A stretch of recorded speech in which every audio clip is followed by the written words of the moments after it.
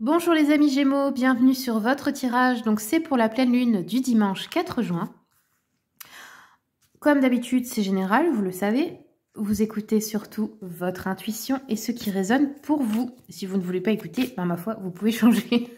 Ça ne me dérange pas. Allez, on va regarder avec la lunologie. Quels sont les messages pour nos amis les Gémeaux pour cette pleine lune, s'il vous plaît? Je voudrais une carte pour les amis Gémeaux. Et la voici. Alors, Gémeaux, oups, j'ai appuyé sur la vidéo, pardon. Donc ici, on vous dit, les Gémeaux, il est temps d'agir avec la nouvelle lune en bélier. Qu'est-ce que ça veut dire? Ça veut dire que là, il est temps de passer à l'action pour quelque chose. Agir ou réagir, peut-être aussi. Ça veut dire que vous avez quelque chose qu'il faut faire et que, en fait, il faut arrêter de rester dans l'attente que ça se règle sans vous. Il est peut-être temps aussi de poser vos limites, de dire stop à quelqu'un. Vous voyez, c'est vraiment là un signal d'alerte, on va dire. Ça pourrait être un drapeau rouge dans le sens agir, de ne plus vous laisser faire aussi dans une situation. Il y a quelque chose là que vous devez faire, que vous devez mettre en œuvre. Si vous avez un projet aussi, quelque chose que vous voulez voir se réaliser, là c'est à vous de le faire. Il faut vous faire confiance maintenant. Allez, on va regarder avec l'oracle du Cantique. Quels sont les messages, s'il vous plaît, pour nos amis les Gémeaux? Gémeaux, la pleine lune, s'il vous plaît.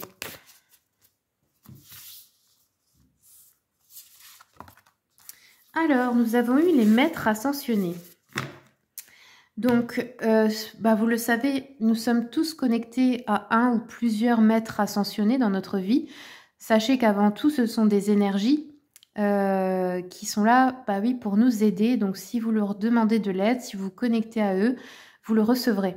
Donc ici, on peut nous parler de Jésus, de Bouddha, d'Hilarion, Saint-Germain.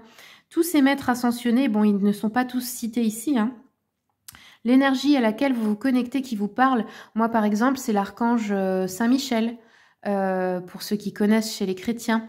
Mais c'est pas pour tout le monde le même. C'est quelque chose, en fait, j'ai envie de dire, c'est même pas vous qui le choisissez, ça vient à vous.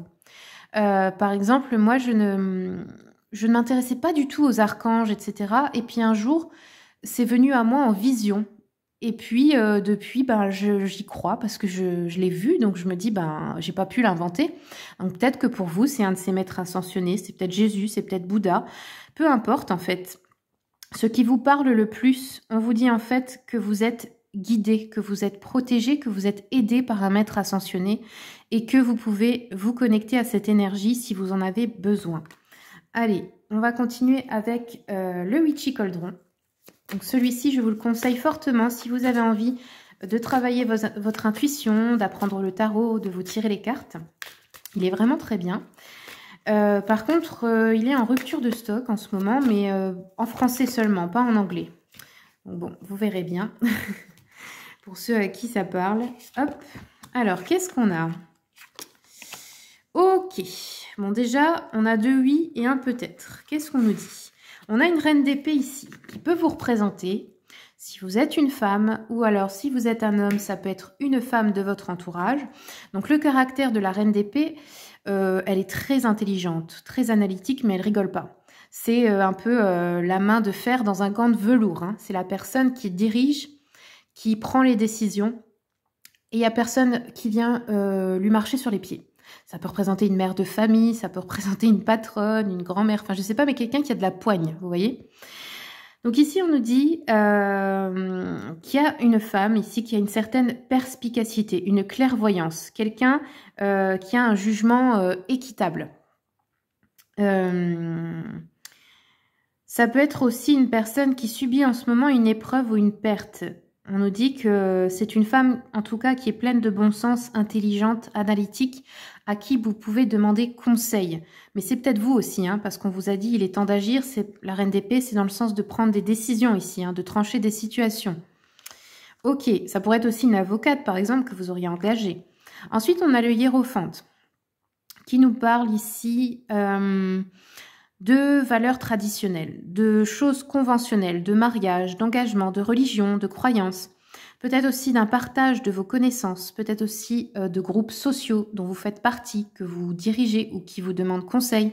Peut-être par exemple vous seriez, je sais pas moi, la personne qui a créé une association, qui s'en occupe, qui organise tout.